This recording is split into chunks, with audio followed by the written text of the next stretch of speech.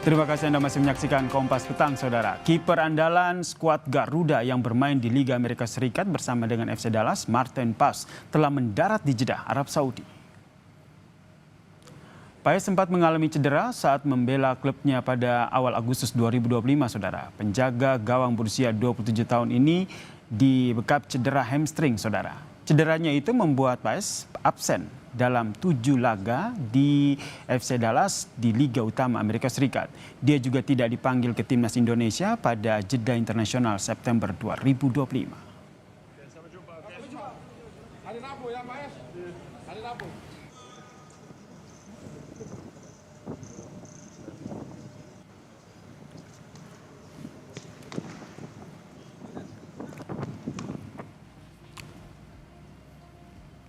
Kalau kita lihat, Saudara, ini pemain timnas lain juga sudah tiba di Bandara Arab Saudi. Di antaranya yaitu ada pemain sepak bola yang merumput di Eredivisie, yakni Justin Hapner dan juga Mauro Zylstra.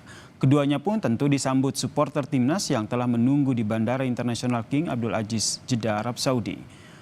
Mauro akan menjadi pelapis bagi penyerang utama skuad Garuda oleh Romani.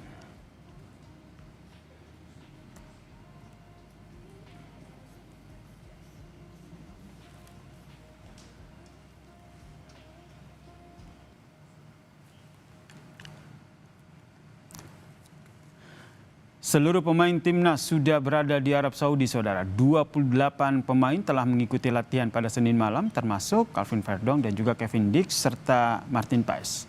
Pelatih timnas Patrick Kluivert menyatakan terlepas dari kondisi kebugaran pemain, persiapan timnas sudah cukup baik. Kluivert menyebut Indonesia hanya berjarak 2 pertandingan saja menuju sejarah lolos ke putaran final Piala Dunia. Karenanya, pelatih asal Belanda ini meminta anak asuhnya melakukan yang terbaik di 2 laga nanti.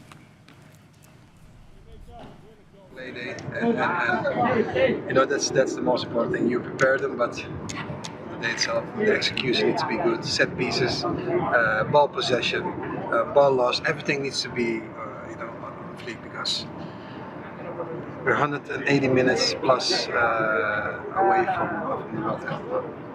So our aim is to do our thing and qualify.